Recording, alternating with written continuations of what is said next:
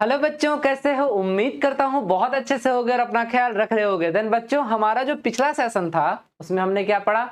उसमें हमने पढ़ लिया अच्छे से आइडियल गैस इक्वेशन को, आखिर वो कहाँ से आया था, और गैस कांस्टेंट को, एक्चुअली यूनिवर्सल गैस कांस्टेंट को हम लोगों ने अच्छे से समझा, जाना और सीखा। आज का जो हमारा लेक्चर होगा ना बच्चों, वो होगा किस पे? वो होगा लॉज ऑफ केमिकल कॉम्बिनेशन पे। किस पे होगा? लॉज ऑफ केमिकल कॉम्बिनेशन पे। याद रखना, अभी मैं जो इसको आपको पढ़ाऊंगा ना, मैं लिखित देता हूं। अगर आपने अच्छे से पूरे लेक्चर को देख लिया ना, फिर आप कभी भी इसको भूलोगे नहीं, ये मैं आपको गारंटी देता हूं। ठीक है। सेकंड चीज बच्चों, अगर आपको मेरा सेशन अच्छा लग रहा है ना, तो प्लीज गाइज लाइक कर दो यार, है ना, शेयर कर दो और सब्सक्राइब तो कर ही दो। ठीक है बच्चों, मोटिवेशन मिलता है। जाहिर सा बात है, अगर आप कोई काम करते हो और उसके लिए अगर आपको अप्रिशिएट किया जाए तो पक्का आपको मोटिवेशन मिलेगा ही मिलेगा। ठीक है बच्चों। और दूसरा चीज, आप भी अपना कमर कस लो आपके एग्जाम्स के लिए जो कि होने वाले हैं, आईटी जेई और नीट का और आपका बोर्ड का। ये मत सोचना कि एग्जाम तो 2 साल बाद है, आराम से पढ़ेंगे, ऐसा नहीं होता है। ठीक है, हर दिन पढ़ो। चलो मैं आपको एक एग्जाम्पल के थ्रू समझाता हूँ। चलो मान लेते हैं, ठीक है, आपको टारगेट दिया गया कि 2 साल में आपको लगभग कितना, 500 केजी यानी कि 5 क्विंटल, ठीक है ना, 5 क्विंटल आपको मिट्टी को एक जगह पे रखना है। कितने सालों में? 2 साल में। अगर आप पर डे कितना, पर डे अगर आप 1 किलो भी क्या करो, उठाओ, 1 किलो भी उठा उठा के उस जगह पे रख दो पर डे, ठीक है, तो आपका 500 केजी यानी कि 500 केजी कितने दिनों में पूरा हो जाएगा? जाहिर सा बात है 500 डेज में। तो मतलब क्या? और एक साथ अगर आपको उठा के बोल दिया जाए, बोले अगर रखने के लिए, तो क्या आप रख पाओगे? क्या आपको ज्यादा दिक्कत नहीं होगा? इसलिए मैं कह रहा हूं आप हर दिन क्या करो, पढ़ाई करो। गारंटी देता हूं नेक्स्ट 2 इयर्स में आपके पास नॉलेज भी होगा और आपको एग्जाम्स के टाइम्स में ज्यादा क्या नहीं होगा, आप पैनिक नहीं करोगे, आपको टेंशन नहीं होगा, है ना। तो चलिए ज्यादा बातें ना करते हुए शुरू करते हैं अपने सेशन को। ठीक है बच्चों, तो चलो हमारा जो पहला टॉपिक है वही क्या है? लॉज ऑफ केमिकल कॉम्बिनेशन का। क्या है? Laws of chemical combination. आप सोच रहे होगे सर आप तो छोड़ दिए लॉज ऑफ केमिकल कॉम्बिनेशन को, आप तो मूल कंसेप्ट में घुस गए। देखो, हर एक चीज को पढ़ने का एक तरीका होता है। हम जैसे जैसे आपको पढ़ा रहे हैं ना, आप बस एज अ टीचर समझ लो कि सर जैसे जैसे पढ़ा रहे हैं हमको वैसे पढ़ना है। अब जिस तरह से मैं आपको पढ़ा रहा हूँ, गारंटी देता हूँ अब ये चीज आपके लिए इजी होगा। ठीक है ना। चलिए अब हम लोग क्या करते हैं, ध्यान से इस चीज को समझने का कोशिश करते हैं। ठीक है बच्चों, तो चलो देखो, लॉज ऑफ केमिकल कॉम्बिनेशन को जानने से पहले पहले ये जान लो कि बच्चा पार्टी केमिकल रिएक्शन होता क्या है। ठीक है ना, केमिकल रिएक्शन होता क्या है, तो समझिए केमिकल रिएक्शन क्या है? रीअरेंजमेंट ऑफ मॉलिक्यूल्स या फिर broken of old bond and formation of new bond are known as chemical reaction. चलिए मैं आपको भी समझाता हूं। देखिए कैसे होगा। जैसे मान लीजिए कि हमारे पास क्या है, एग्जाम्पल के थ्रू मैं आपको समझा रहा हूं। ठीक है, एग्जाम्पल ध्यान दीजिएगा, ध्यान से बस देखिएगा और सब कुछ आपका क्लियर होते चला जाएगा। ठीक है बच्चों, तो देखो एग्जाम्पल में हम क्या ले लेते हैं, हाइड्रोजन। देन ये H2 के रिस्पेक्ट में है, तो ये होगा कैसा? ये होगा हाइड्रोजन बॉन्ड हाइड्रोजन, हाँ या ना। देन जब ये 2 हाइड्रोजन यहाँ बॉन्डेड हैं तो इसको हम क्या कहते हैं? इसको हम कहेंगे मॉलिक्यूल। क्या कहेंगे इसको? मॉलिक्यूल। ठीक है बच्चों, ये हमारा क्या कहलाएगा? मॉलिक्यूल कहलाएगा। ठीक, प्लस क्या? O2। क्या? O2। तो देखिए यहाँ पे ऑक्सीजन कैसे होगा binded? Oxygen double bond oxygen, ये भी हमारा क्या है? ये भी हमारा मॉलिक्यूल है। ठीक है बच्चों, ध्यान देना बस। देन अब क्या होगा, ये दोनों मॉलिक्यूल क्या करेंगे? कोलाइड होंगे, टकराएंगे आपस में, क्योंकि रिएक्शन करवा रहे हैं हम, तो एक दूसरे से क्या होंगे? टकराएंगे। और जैसे ही ये टकराएंगे तो देखिए टकराने के बाद इनका क्या होगा? रीअरेंजमेंट होगा। क्या होगा? रीअरेंजमेंट। देखिए तो रीअरेंजमेंट हो गए, कैसे ये बनेंगे? ये बनेगा ऑक्सीजन और यहाँ क्या होगा? हाइड्रोजन और यहाँ क्या होगा? हाइड्रोजन। तो ये क्या बना? ये बना आपका H2O। रुकिए एक सेकंड, रुकिए, बॉन्ड के रिस्पेक्ट में दिखा रहे हैं, तो ये क्या बनेगा? H2O। अब देखिए इसका अरेंजमेंट कैसे होगा? ऑक्सीजन हाइड्रोजन हाइड्रोजन, ये इस तरह से जुड़ जाएंगे। ठीक है, तो देखिए यहाँ पे पहले ये H2 के रिस्पेक्ट में था, ये O2 के रिस्पेक्ट में था, दोनों ही मॉलिक्यूल थे। जब कोलाइड हुआ, टकराया एक दूसरे से, तो बॉन्ड टूटा। किसका किसका बॉन्ड टूटा? देखिए ध्यान दीजिए, ये देखिए हाइड्रोजन और हाइड्रोजन का बॉन्ड टूटा होगा, ऑक्सीजन और ऑक्सीजन के बीच का बॉन्ड टूटा होगा, और देखिए कौन सा नया बॉन्ड बना? हाइड्रोजन और ऑक्सीजन के बीच में एक नया बॉन्ड बना। तो हम क्या कह सकते हैं? Broken of old bond and formation of new bond. तो ये पूरा प्रोसेस जो कल आया, ये क्या कहलाया, ये पूरा का पूरा प्रोसेस, इसी प्रोसेस को हम कहे केमिकल रिएक्शन। क्या बोलेंगे इसको,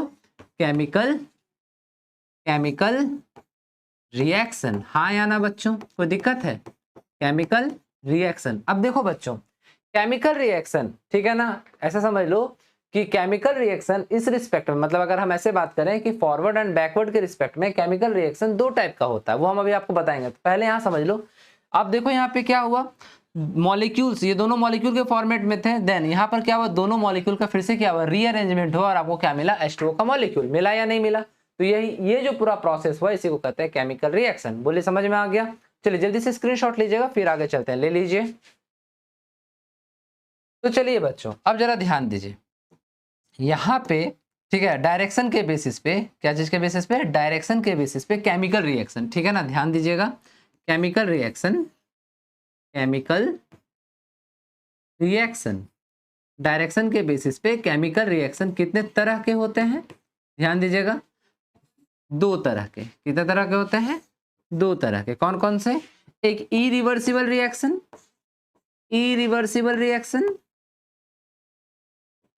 ठीक है, ये सब आप लोग पढ़े होंगे पहले भी, इरिवर्सिबल रिएक्शन, और दूसरा रिवर्सिबल रिएक्शन।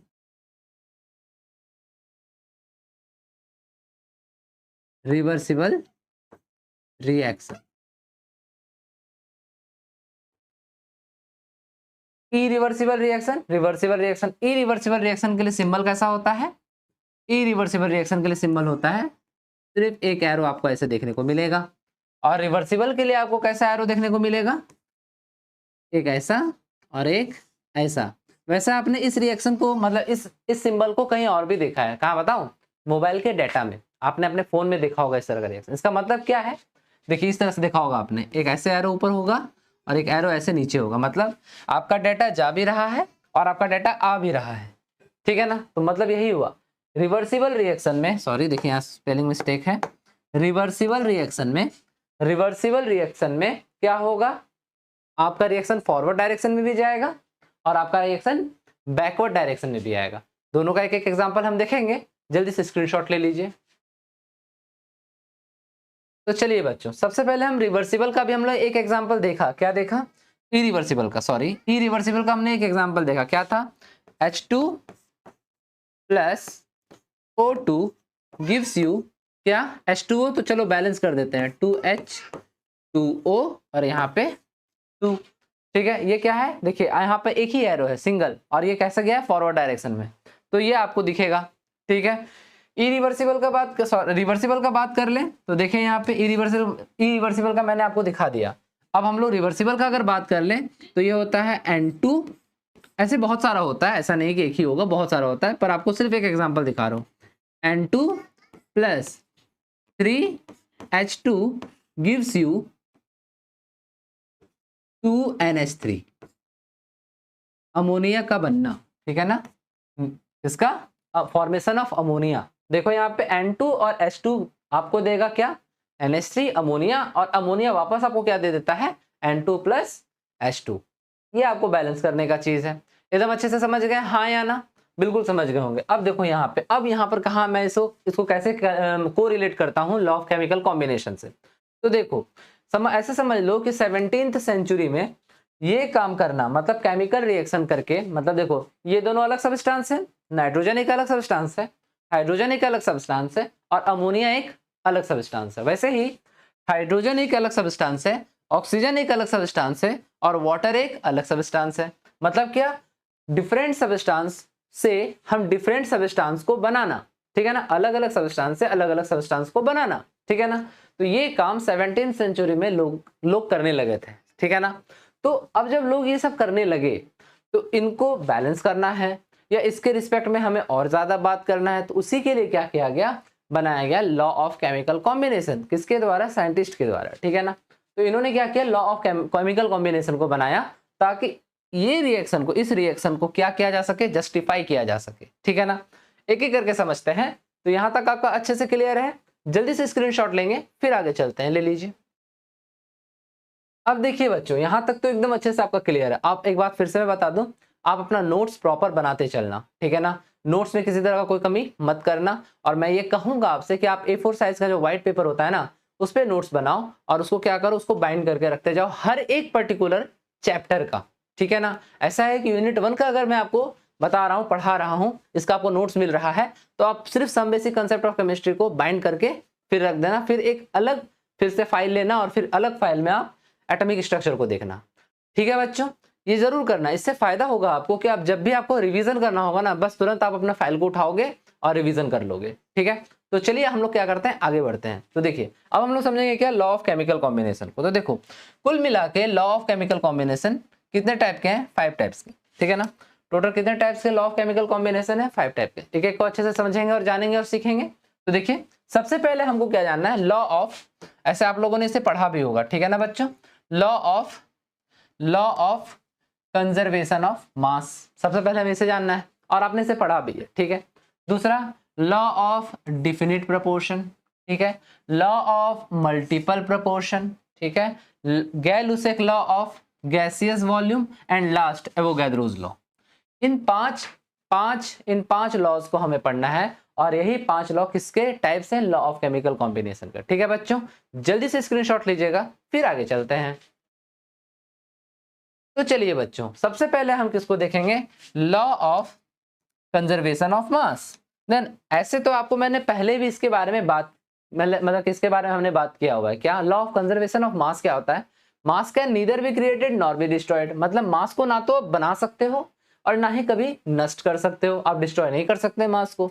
मास हमेशा फिक्स्ड होता है किसी भी ग्रेविटी में। अब देखो यहाँ पर कौन है, इनका नाम क्या है, ध्यान दीजिए, इनका नाम है एंटोनी लेविएजर। क्या नाम है इनका, एंटोनी लेविएजर। इन्होंने दिया था लॉ ऑफ कंजर्वेशन ऑफ मास को। अब देखो ये जानना जरूरी है क्या, तो हाँ बच्चों, बोर्ड्स के एग्जाम में क्या होता है, आपको सीधा लॉ ऑफ कंजर्वेशन ऑफ मास किसने दिया था, क्वेश्चन पूछ देगा तो आपको पता होना चाहिए किसने दिया था, एंटोनी लेविएजर ने। तो इन्होंने क्या कहा, एक बार इनके स्टेटमेंट को देख लेते हैं। इन्होंने कहा ड्यूरिंग एनी फिजिकल और chemical change the total mass of the product is equal to the total mass of the reactant. सीधी सी बात है, रिएक्टेंट में जितना मास होगा उतना ही प्रोडक्ट का भी मास होगा।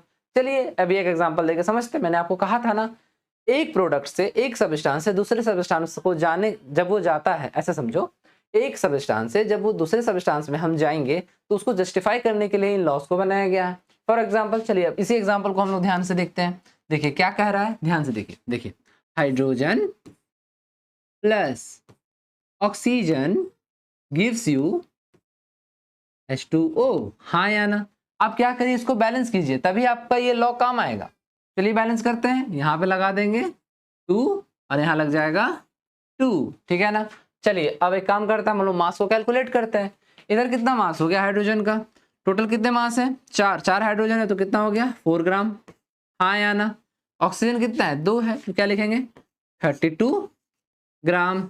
टोटल इधर कितने हो गए, जोड़ दो इनको, ठीक है ना, इनको जोड़ दो तो कितना हो जाएगा 36 ग्राम हो गया, कोई दिक्कत है। अब चलिए यहाँ देखिए, यहाँ पर कितना है 4 प्लस यहाँ ऑक्सीजन भी 2 है तो कितना 32, तो टोटल कितना आ गया 36 ग्राम। तो आप जरा देखिए, ये जो पोर्शन है ये वाला, इसको क्या बोलते हैं, इसी को बोलते हैं रिएक्टेंट। इसको क्या कहते हैं, इसको कहते हैं रिएक्टेंट, है ना।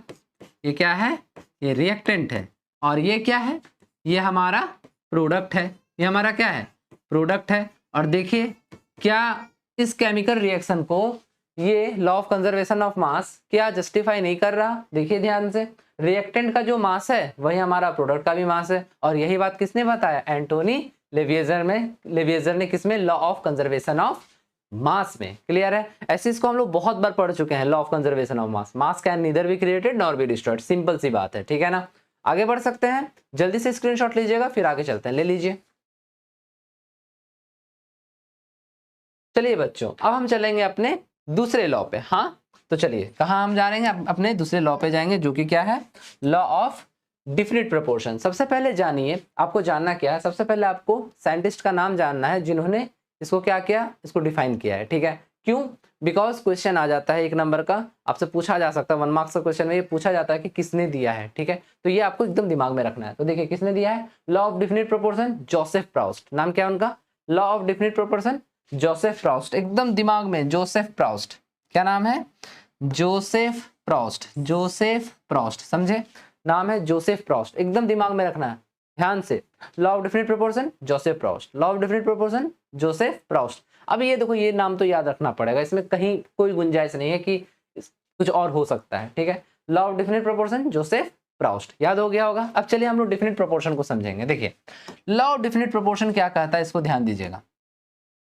लॉ ऑफ डेफिनिट प्रोपोर्शन ये कहता है कि मतलब जोसेफ प्राउस्ट ये कहते हैं, समझना, मैं आपको ना एक मतलब एक एग्जांपल देता हूँ, लाइव एग्जांपल, ठीक है। क्या है, 3 लड़के हैं, ठीक है, 3 लड़के हैं, सोहन, मोहन और रोहन। 3 लड़के हैं, सोहन, मोहन, रोहन, ठीक है। अब ये तीनों जो है, ठीक है, अलग अलग जगह घूमने गए हुए हैं। एक सोहन जो है वो तालाब में गया और जाके तालाब में नहा रहा है, ठीक है। मोहन के पास क्या है, देखिए, अच्छा चलो, सोहन कहाँ चला गया, देखिए आपके सामने तो एग्जाम्पल भी लेके आ रहे हैं। सोहन कहाँ गया, देखो ये आप जानते हो इसको, हम लोग खेती गृहस्थी वाले खानदान से हैं, बिलोंग करते हैं, खेती हमारे घर में होती है। देन इसी से हम लोग क्या करते हैं, सिंचाई का काम करते हैं, ठीक है ना। देन सोहन गया और बोला मैं तो इससे नहाऊंगा, ठीक। तो मोहन कहाँ गया, मोहन बाहर घूमने गया। तो देखो कितना अच्छा मतलब सीन है ना, झरना है। देन मोहन बोल रहा है मैं इस झरने में नहाऊंगा, ठीक है। और रोहन क्या कह रहा है, अरे तुम लोग भी क्या यार, मैं लैब में वाटर बना करके नहाऊंगा, ठीक। अब ये तीनों में बहस हो रहा है लगातार। क्या बहस हो रहा है, रोहन क्या कह रहा है, भाई मैं तो ट्यूबवेल के वाटर से नहा रहा हूँ, मेरा वाटर में मतलब मैं जिस पानी से नहा रहा हूँ वो बहुत बहुत बहुत प्योर है और ये पूरा H2O है, ठीक है। तो इधर से मोहन का दिमाग बोला, अरे यार तुम क्या ट्यूबवेल से नहा रहे हो, देखो मेरा कितना अच्छा झरना का पानी है, एकदम मतलब ऐसा समझ लो कि इससे ज्यादा प्योर तो कुछ हो ही नहीं सकता है, ठीक है। तो मैं H3O से नहा रहा हूँ। किससे नहा रहा हूँ, H3O से, मतलब इसके सामने मतलब होते हैं ना बड़बोले लोग, H3O से नहा रहा हूँ। तो इधर से ये क्या कर रहा है, चूंकि ये लैब वाला बंदा है, इसको तो पता होगा, पर फिर भी एक एग्जाम्पल के थ्रू ताकि आपको मैं समझा सकूं, ये कह रहा क्या यार तुम लोग इधर उधर का, हम तो बना के नहा रहे हैं, हम तो H4O से नहा रहे हैं। तो इन सभी तीनों का बात कौन सुन रहे थे, ये जोसेफ प्राउस्ट। कौन सुन रहे थे, जोसेफ प्राउस्ट। तो जोसेफ प्राउस्ट क्या किए, बोले अरे भाई रुक जा, भाई रुक जा, क्या कह रहा है तुम लोग, H2O, H3O, H4O, क्या बकवास कर रहा है, ऐसा नहीं होता है। देखो अगर तुम नहा रहे हो और अगर वो पानी है, अगर तुम नहा रहे हो और तुम पानी से ही नहा रहे हो, तो हर एक कंडीशन में, चाहे वो ट्यूबवेल का हो, चाहे वो झरने का हो, या तुम खुद लैब में क्या कर रहे हो, बना रहे हो, अगर वो पानी है, ठीक है, तो उसका हर एक कंडीशन में उसका जो केमिकल फॉर्मूला होगा वो होगा H2O। क्या होगा, H2O। वो कहीं किसी कंडीशन में अलग अलग नहीं हो सकता है। कौन कहे, जोसेफ प्राउस्ट, ठीक है। तो चलिए एक बार आपको पढ़ के फिर से समझा देते हैं। देखिए क्या कह रहा है, देखिए यहाँ डेफिनेशन में क्या कहे हैं, a pure chemical compound, pure chemical compound, ठीक है, प्योर मतलब पूरा शुद्ध, ठीक। Pure chemical compound always contains same elements, ठीक है, always contains same elements combined together in same definite proportion by weight.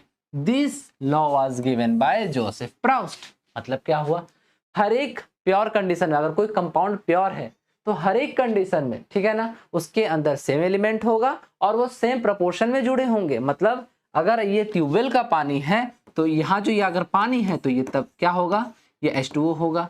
ये झरने का पानी है तो झरने का भी पानी क्या कहलाएगा, H2O ही कहलाएगा।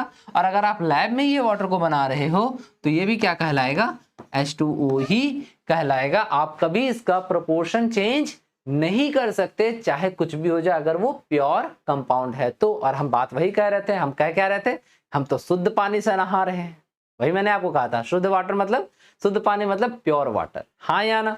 चलिए यहाँ तक आपको अच्छे से क्लियर है, कोई दिक्कत है इसमें, बस ये एग्जाम्पल के लिए था। ये समझ लेना कि अगर पानी है, ठीक है, अगर वाटर है तो हर एक कंडीशन में उसका केमिकल फॉर्मूला H2O ही होगा। और ये किसने बताया, ये बताया है जोसेफ प्राउस्ट ने।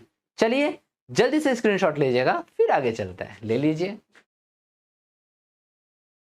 तो चलो बच्चों, यहां तक तो अच्छे से क्लियर है। मुझे नहीं लगता अब कभी आप डेफिनिट प्रोपोर्शन को भूलोगे, है ना, कभी नहीं भूलना, बहुत इजी है, बहुत आसान है। चलिए अब हम लोग क्या करते हैं, अगले लॉ पे चलते हैं जिसका नाम है लॉ ऑफ मल्टीपल प्रोपोर्शन। ठीक है बच्चों, चलो देखो इसको, क्या है हमारा लॉ ऑफ मल्टीपल प्रोपोर्शन, ठीक है ना।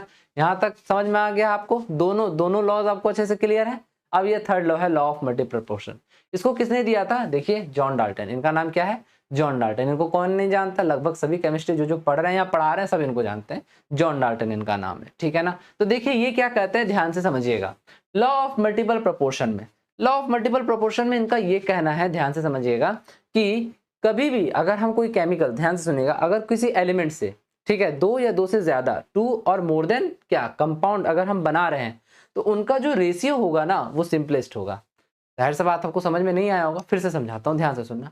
मान लेते हैं कि हम हाइड्रोजन ले रहे हैं, देखो यहाँ पर एक एग्जांपल है लेकिन हम आपको समझा रहे हैं, ठीक है। हम मान लेते हैं कि हम हाइड्रोजन को लेते हैं और हाइड्रोजन के रिस्पेक्ट में और ऑक्सीजन के रिस्पेक्ट में हम क्या बना रहे हैं, हम कंपाउंड बना रहे हैं, ठीक। तो एक तो हमारा बन गया H2O, एक और क्या बन जाएगा, हाइड्रोजन पेरोक्साइड H2O2, ठीक। अब हम अगर दोनों का, ठीक है ना, दोनों के रिस्पेक्ट में अगर हम रेशियो निकालें तो उस कंडीशन में हमारा जो रेशियो आएगा वो सिंपल होल नंबर या सिंपलेस्ट रेशियो आएगा। एक बार आपको हम पढ़ के समझाते हैं, ध्यान से देखिए क्या है, देखिए ध्यान से। When two elements combine to form, ध्यान से समझिएगा, when two elements combine to form more than one compound, मतलब क्या, 2 एलिमेंट मिल करके एक से ज्यादा कंपाउंड को बनाते हैं, then क्या, the masses of one of the elements which combine with the fixed mass of the other elements are in simple whole number ratio, ठीक है ना। मतलब क्या, जो होगा वो सामने वाले के साथ सिंपल होल नंबर में क्या होगा, प्रेजेंट होगा। अब हम आपके सामने एक एग्जांपल है, उसके थ्रू आपको समझाने का कोशिश करते हैं। ध्यान दीजिए, यहाँ पर क्या है, सॉरी, यहाँ क्या है, देखिए कंपाउंड है हाइड्रोजन, देखिए हाइड्रोजन और ऑक्सीजन मिलके 2 कंपाउंड को बना रहा है, एक H2O जिसको हम वाटर बोलते हैं और एक H2O2, ठीक है ना, एक H2O और एक H2O2। बोले यहाँ तक कोई दिक्कत है, नहीं। अब चलिए यहाँ देखिए हाइड्रोजन का मास कितना है, यहाँ 2 हाइड्रोजन है तो यहाँ पर वेट ऑफ हाइड्रोजन कितना होगा, 2 ग्राम, और यहाँ पर भी 2 हाइड्रोजन है तो यहाँ भी कितना होगा, 2 ग्राम। मतलब ये फिक्स्ड हो गया, इसका मास क्या हो गया, हाइड्रोजन का मास दोनों ही एलिमेंट में फिक्स्ड है, हाँ या ना। चलिए इसको पकड़ लेते हैं। अब जरा ध्यान दीजिए सामने, वेट ऑफ ऑक्सीजन, देखिए यहाँ पर ध्यान दीजिए, यहाँ पर क्या है, इसमें आ रहा है वेट ऑफ ऑक्सीजन कितना है, 16, और यहाँ वेट ऑफ ऑक्सीजन कितना है, 32। तो उसके रिस्पेक्ट में अब आप ध्यान दीजिए 16 और 32, ये हमारा क्या हो गया, ये कांस्टेंट है, इसको इधर हम रख दिए साइड में। अब ऑक्सीजन का जो वेट है, आप जरा ध्यान दीजिए, अगर हम इसका रेशियो निकालें तो क्या आएगा, 16:32, हाँ या ना। तो इसको कितना बार में, 1:2। तो क्या 1:2 हमारा सिंपल रेशियो नहीं है बच्चों, हाँ या ना, है ना। तो बस यही बात कौन कह रहे हैं, डाल्टन, यही बात कौन कह रहे हैं, डाल्टन। क्या कि अगर कोई कंपाउंड, समझिएगा, अगर कोई एलिमेंट 2 या 2 से ज्यादा कंपाउंड बना रहा है तो उसके रिस्पेक्ट में जो हमारा क्या होगा, जो हमारा मास होगा वो कैसा आएगा, सिंपलेस्ट रेशियो में आएगा, जो कि आपको दिख रहा है। बोले क्लियर है, किसी तरह कोई दिक्कत है, समझ गए अच्छे से। बस यही बात क्या कहा था, जॉन डाल्टन ने कहा था। कोई दिक्कत है, क्यों कहा, क्योंकि देखो आपके सामने ये दिख रहा है, दोनों कंडीशन में हाइड्रोजन 2-2 है और सामने वाला जो ऑक्सीजन है उसका जो वेट हमारा आ रहा है वो सिंपल रेशियो में आ रहा है। हम एक और एग्जांपल के थ्रू आपको समझाने का कोशिश करते हैं, ठीक है। इसको जल्दी से स्क्रीनशॉट लीजिए, फिर आगे चलते हैं, ले लीजिए। चलिए बच्चों, अब हम क्या करते हैं, नेक्स्ट एग्जाम्पल की ओर चलते हैं, ध्यान दीजिएगा, ठीक है। देखिए देन ये हमारा नेक्स्ट एग्जाम्पल है, देखिए यहाँ पर क्या है, कंपाउंड कौन सा, देखिए यहाँ पे नाइट्रोजन और ऑक्सीजन मिल करके कितने कंपाउंड बना रहे हैं, देखिए ध्यान से, 1 2 3 4 और 5, कुल मिला के 5 कंपाउंड बना रहे, कौन कौन, नाइट्रोजन और ऑक्सीजन। देखिए 2 या 2 से ज्यादा हो गया, 2 और मोर देन हो गया। अब चलिए अब हम लोग वेट ऑफ नाइट्रोजन को गिनते हैं। यहाँ पर नाइट्रोजन का कितना मास होगा, 2 नाइट्रोजन है, एक नाइट्रोजन पे 14 होता है, तो 2 पे कितना होगा, 28, ठीक है। ऑक्सीजन कितना है, 1 है, तो क्या लिखेंगे हम ऑक्सीजन का, 16, ठीक। चलिए अब यहाँ देखिए नाइट्रोजन और ऑक्सीजन है, तो एक नाइट्रोजन पे कितना, 14, तो दूसरे में कितना है, 16। अब एक काम यहाँ हम कर सकते हैं, ठीक है, समझने के लिए, एक नाइट्रोजन 14 है, एक ऑक्सीजन पे 16 है, तो क्या इसको 2 के रिस्पेक्ट में मान ले, हाँ या ना। तो 2 के रिस्पेक्ट में मानेंगे तो ये कितना हो जाएगा, 28 और ये कितना हो जाएगा 32। हाँ या ना, हो जाएगा या नहीं हो जाएगा? सिंपल है, 2 के रिस्पेक्ट में मानेंगे तो हो जाएगा। चलिए अब थर्ड में आ जाता है। N2O3 कितना हो गया? नाइट्रोजन कितना है यहाँ पर फिर से 28, ठीक है, और ऑक्सीजन कितना हो गया 48, ठीक है। चलिए अब देखें यहाँ पे N2O4, यहाँ पर फिर से नाइट्रोजन कितना है 2 है, तो कितना हो गया 28, और यहाँ पे ऑक्सीजन कितना है 4 है, तो कितना हो जाएगा 64, ठीक है। उसके बाद N2O5 में फिर से यहाँ क्या है 28, और यहाँ पर फिर ऑक्सीजन कितना है 80। हाँ या ना, कोई दिक्कत है बोलिए? समझ में आ रहा है? डाटा आपको क्लियर है? अब जरा ध्यान दीजिए, वेट ऑफ नाइट्रोजन जो है सारे में 28 है, तो इसको हम क्या करेंगे, इसको कांस्टेंट मान लेंगे। हाँ या ना, नाइट्रोजन का वेट हमारे लिए क्या हो गया 28 है, तो फिर पूरा का पूरा को हम क्या कर लिए कांस्टेंट मान लिए। कोई दिक्कत है? बचा हमारा वेट ऑफ ऑक्सीजन। अब इसको क्या करो, इसका रेशियो निकालो। देखो आपको सिंपलेस्ट रेशियो में मिलेगा। चलो करते हैं, ध्यान दीजिएगा। देखिए यहाँ पे कितना है 16:32 कितना 48 उसके बाद 64:80। काटिए, 2 बार में, 3 बार में, 4 बार में, 5 बार में। चलिए क्या आया 1:2:3:4:5। क्या ये सिंपलेस्ट रेशियो नहीं है बच्चों? हाँ या ना, एक तो होल नंबर में भी, और क्या है ये है आपका सिंपलेस्ट रेशियो। हाँ या ना बच्चों, है ना? बोलो क्लियर हुआ? समझ गए अच्छे से? सिंपलेस्ट रेशियो, बोलो क्लियर हो गया अच्छे से? किसी तरह कोई दिक्कत है? एकदम अच्छे से एकदम समझ में आ गया अब क्या हम कहना चाह रहे हैं, एक्चुअली क्या कह रहा है हमारा लॉ ऑफ मल्टीपल प्रोपोर्शन। ठीक है, बस इतना ही कह रहा है। अगर कोई 2 एलिमेंट, अच्छा याद रखना इसमें सेम एलिमेंट होना चाहिए, ठीक है। कोई 2 एलिमेंट, सिर्फ 2 नहीं 3 भी हो सकता है, ठीक है, 2 या 2 से ज्यादा, लेकिन एलिमेंट सेम होना चाहिए, ठीक है। तो जब कोई एलिमेंट 2 या 2 से ज्यादा 2 और मोर देन कंपाउंड का फॉर्मेशन कर रहा है, बना रहा है, तो उस कंडीशन में जो इसका जो रेशियो आएगा ना, ठीक है ना, वो क्या आएगा सिंपलेस्ट रेशियो आएगा। बस इतना ही कहना चाहता है ये लॉ। बोलो समझ में आ गया? कोई दिक्कत है इसमें? जल्दी से स्क्रीनशॉट लेंगे, आगे चलते हैं।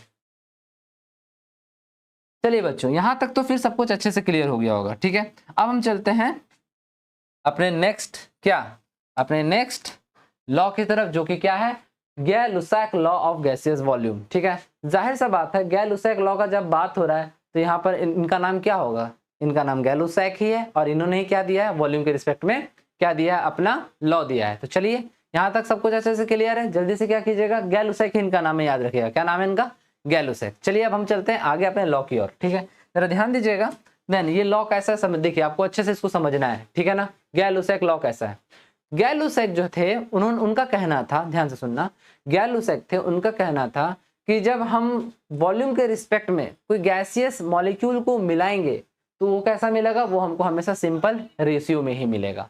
सब कोई सिंपल रेशियो का ही बात कर रहे, ध्यान देना। जब हम क्या गैसियस मॉलिक्यूल्स को आपस में मिलाएंगे तो बनने वाला जो हमारा क्या होगा, जो हमारा प्रोडक्ट होगा वो क्या होगा, वो सिंपल रेशियो में हमको मिलेगा। चलिए एक बार आपको अच्छे से समझा देते हैं। देखिए क्या कह रहा है Gay-Lussac law, at the same temperature pressure, क्या कह रहा है at the same temperature and pressure. याद रखिएगा टेम्परेचर और प्रेशर सेम होना चाहिए, ठीक है ना, मतलब क्या कांस्टेंट होना चाहिए। टेम्परेचर प्रेशर को आपको बढ़ाना नहीं है, क्योंकि आपको पता है यहाँ बात किसके लिए हो रहा है, गैसियस मॉलिक्यूल के लिए हो रहा है। और गैसियस मॉलिक्यूल में अगर आप टेम्परेचर बढ़ा दोगे तो एक्सपैंड कर जाता है, इस चीज को अच्छे से याद रखना है। Then at same temperature and pressure when gases react together, एक दूसरे से रिएक्ट करेंगे, देन और produced in a chemical reaction they do so in a simple ratio volume to one और अनदर, वन टू अनदर, ठीक है ना। मतलब क्या, मतलब यही है कि आप सेम, मतलब कि कांस्टेंट प्रेशर और टेम्परेचर पर जब आप दो गैस को रिएक्शन करवाओगे तो बनने वाला जो हमारा प्रोडक्ट होगा वो वॉल्यूम के रिस्पेक्ट में क्या होगा, सिंपल रेशियो में होगा। हाँ या ना? तो जरा ध्यान दीजिए, यहाँ पर हम क्या दे रहे हैं आपको, यहाँ पर आपके सामने क्या है, एक एग्जाम्पल है। चलिए देखिए एग्जाम्पल में क्या है, देखिए यहाँ एग्जाम्पल में क्या है, सोच को देखिए, ठीक है। देखिए यहाँ पर हम देखिए दो एक जैसा हम क्या किए हैं, गैसेस मॉलिक्यूल को ले लिए। तो हम यहाँ पर क्या देखिए, यहाँ पर 2 वॉल्यूम ऑफ हाइड्रोजन लिए हैं। देखिए 2 वॉल्यूम ऑफ हाइड्रोजन लिए हैं एंड 1 वॉल्यूम ऑफ ऑक्सीजन लिए हैं। क्या लिए हैं? 1 वॉल्यूम ऑफ ऑक्सीजन लिए हैं। तो देखिए आपको क्या मिल रहा है? 2 वॉल्यूम ऑफ वाटर वेपर मिल रहा है। देखिए वाटर का मॉलिक्यूल इसी तरह का होता है, ठीक है। तो 2 मॉलिक्यूल ऑफ वाटर वेपर मिल रहा है। अब आप सोच रहे होगे सर समझ नहीं आया, फिर से एक बार समझा दीजिए, क्लियर नहीं हुआ। आप यही मन में आपका आ रहा होगा। तो देखिए ध्यान दीजिए क्या है। देखिए 2 वॉल्यूम को रिस्पेक्ट में हम ले लेते हैं। यहाँ पर जो हाइड्रोजन है इसको हम वॉल्यूम के रिस्पेक्ट में ले लेते हैं कि ये कितना है 100। ये कितना है 100 ml मान लेते हैं, ये 100 ml है, ठीक है। जाहिर सा बात है जब हम 2 ले रहे हैं तो इसका कितना ले रहे हैं? 1, मतलब ठीक इसका आधा ले रहे हैं, हाफ ले रहे हैं, हाँ या ना। तो इसको हम क्या मान लेते हैं? ये हमारा हो गया 50 ml। इसको हम कितना मान लेते हैं? ये हमारा हो गया 50 ml। कोई दिक्कत है इसमें? नहीं है। तो जरा ध्यान दीजिए, जो वो बनेगा, क्या बन रहा है हमारा जो ये पूरा का पूरा कंटेनर में जो हमारा प्रोडक्ट जो बन रहा है, वाटर का जो वेपर मिल रहा है, ये कितना मिलेगा? तो ये मिलेगा आपको 100 ml। ये कितना मिलेगा? 100 ml, ठीक है। इसमें कोई दिक्कत है? इसमें नहीं है। तो जरा ध्यान दीजिए, यहाँ पर जो हमने वॉल्यूम को मिलाया वो किसके रिस्पेक्ट में मिलाया? अगर इसका हम रेशियो निकाले तो ये क्या होगा? 2:1, ठीक है ना। ये कैसे होगा? 2 50 से अगर डिवाइड कीजिएगा तो 52 जा 100 एंड 51 जा 50, तो 2:1 में आपको मिल रहा है। तो क्या 2:1 एक सिंपल रेशियो नहीं है? बिल्कुल है बच्चों। उसके अलावा जरा ध्यान दो, आप सोच रहे होगे सर यहाँ 100 ml है और आप 50 ml, 100 प्लस 50 ml आप मिला दिए तो यहाँ 150 ml क्यों नहीं हुआ? दिमाग में आ रहा होगा। देखो आप सोच रहे होगे कि 100 ml और 50 ml दोनों को हम मिलाएं तो आपको क्या मिलेगा? 150 ml मिलना चाहिए। फिर भी आप सर बोल रहे हैं आप 100 ml होगा, ऐसा कैसे हो गया? ऐसे कैसे पॉसिबल? 50 ml कहाँ चला गया? तो देखो जब हम किसी लिक्विड को, ध्यान से समझना, किसी लिक्विड, अगर कोई लिक्विड होता है मेरे पास 100 ml और कोई लिक्विड होता 50 ml और हम दोनों को जब मिलाते तो वो होता 150 ml। लेकिन गैसियस मॉलिक्यूल के साथ ऐसा नहीं होता है बच्चों, ठीक है ना। गैसियस मॉलिक्यूल के साथ क्या होता है, चूंकि आपको पता है कि गैसियस मॉलिक्यूल का जो इंटरमॉलिक्यूलर फोर्स ऑफ अट्रैक्शन होता है वो बहुत वीक होता है, तो एक दूसरे से बहुत दूर दूर होता है। देन आप जब क्या करोगे, जब आप एक दूसरे में मिलाओगे तो यहाँ याद रखना वॉल्यूम के रिस्पेक्ट में गैस के साथ में कभी भी वॉल्यूम आपका ऐड नहीं होता है बच्चों।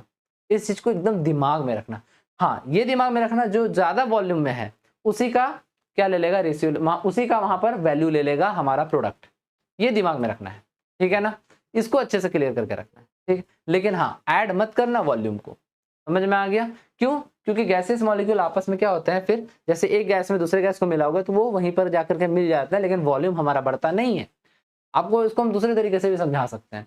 अगर आप लोग कभी सिलेंडर भरवाए, ऐसे स्टूडेंट जो होते हैं वो अपना 5 लीटर वाला जो 5 लीटर जो वॉल्यूम वाला सिलेंडर होता है उसको भरवाने के लिए लेके जाते हैं। अच्छा एक बात बताओ, आप सच सच बताना, जब आप गैस यूज कर रहे होते हो तो क्या उस गैस, मतलब आपका जो टैंक है उसके अंदर फिर क्या ये जो एटमॉस्फेरिक एयर है वो अंदर नहीं जा रहा होता? बिल्कुल जा रहा होता। मतलब जब आपका एलपीजी खत्म हो गया और आपका गैस का स्टोव जलना बंद हो गया तो क्या उस सिलेंडर के अंदर वैक्यूम होगा क्या?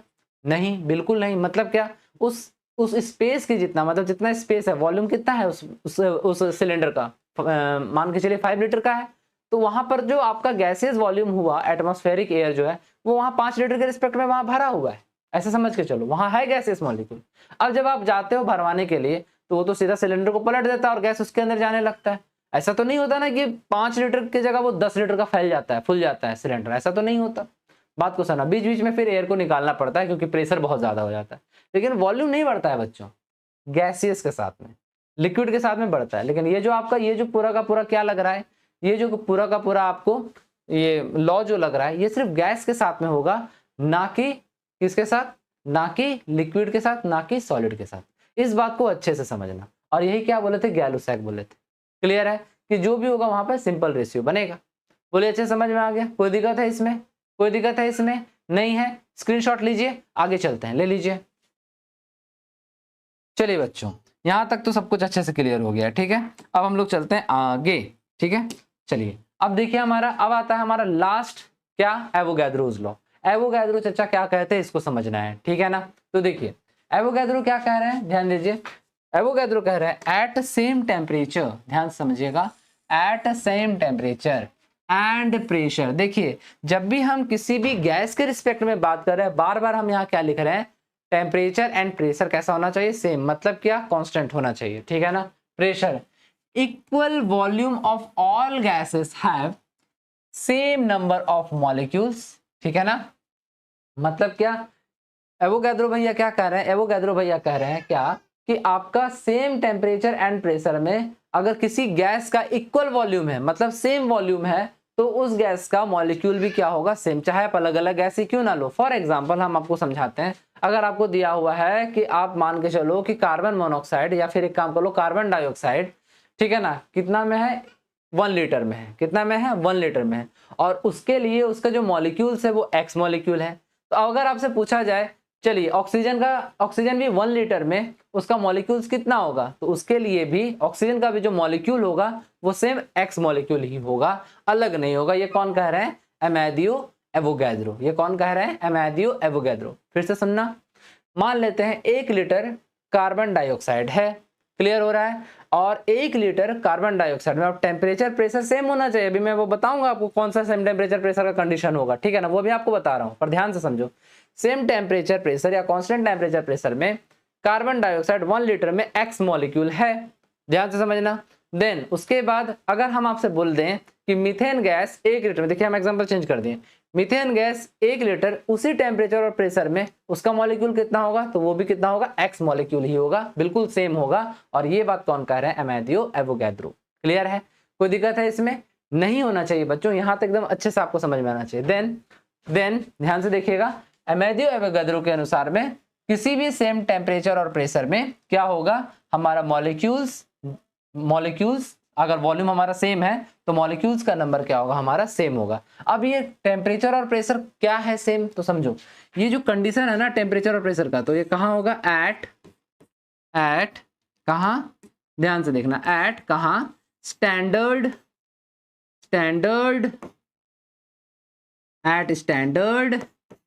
टेम्परेचर एंड प्रेशर, एसटीपी में, कहाँ पे, एसटीपी। ये जो टेम्परेचर प्रेशर का बात हो रहा है किसके लिए हो रहा है, एसटीपी के लिए बात हो रहा है बच्चों, ठीक है ना। एसटीपी में होगा कोई भी गैस और उसका वॉल्यूम अगर इक्वल होगा, अलग अलग गैस हो सकता है तो उसका नंबर ऑफ मॉलिक्यूल्स इक्वल होगा, और अगर नंबर ऑफ मॉलिक्यूल्स सेम हुआ तो नंबर ऑफ मोल्स भी क्या होगा, सेम होगा। अब देखो इसके बिहाफ पे, बाकी और भी जितने लॉज हैं उसके बिहाफ पे मैं मतलब कि अगला जो सेशन होगा उसमें कुछ न्यूमेरिकल्स लेके आऊंगा, और अच्छा न्यूमेरिकल्स लेके आऊंगा, ठीक है ना, जिससे आपका ये जो कॉन्सेप्ट है ना ये और अच्छे से क्लियर होते चला जाएगा। पर बस क्या रखना है दिमाग में, आपको 3-4 बातों को याद रखना है। देखिए कुल मिला के हमने कितने लॉज को पढ़ा, 5 लॉ को पढ़ा। चलिए एक बार रिमाइंड करवा दे रहा हूँ, ठीक है, 5 लॉज को पढ़ा, जिसमें एक था लॉ ऑफ कंजर्वेशन ऑफ मास, उसे से समझ में आ रहा है मास can neither be created nor be destroyed, ठीक है ना, इसको किसने दिया था, एंटोनी लेविएजर ने।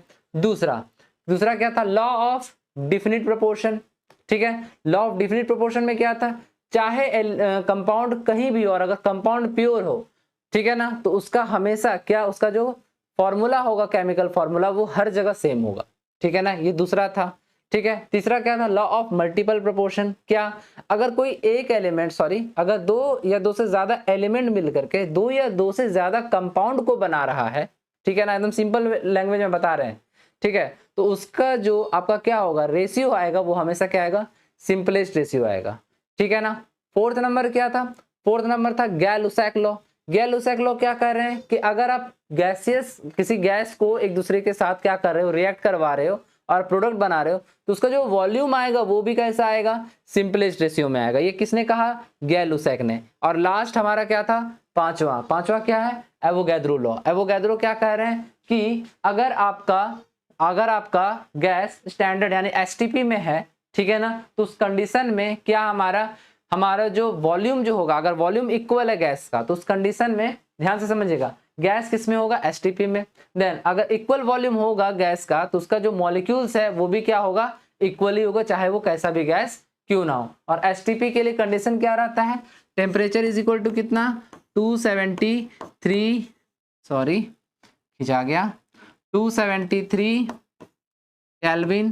प्रेशर क्या होता है, प्रेशर होता है 1 atm या फिर और 1 बार, ठीक है ना, कोई दिक्कत है। एसटीपी के लिए आपका टेम्परेचर और प्रेशर का ये कंडीशन होता है, और इसी कंडीशन में आपका जो अगर इक्वल वॉल्यूम हुआ किसका, गैस का, तो वो क्या हो जाएगा, उसका मॉलिक्यूल्स भी क्या होगा, इक्वल ही आएगा। नेक्स्ट क्लास में क्वेश्चन करेंगे, एकदम अच्छे से क्लियर हो जाएगा और अच्छे से। देन यहां तक तो कोई दिक्कत नहीं है। तो चलो बच्चों, आज हमारा क्लास यहीं तक होगा। नेक्स्ट क्लास में हम न्यूमेरिकल्स करेंगे इसके बिहाफ पे, ठीक है। अगर आपको कोई दिक्कत हो, समस्या हो, तो आप कमेंट सेक्शन में मुझे जरूर बताना, ताकि मैं इसको और अच्छे से आपको वहां पे बता सकें। देन मिलते हैं अगले वीडियो में। राम राम जी।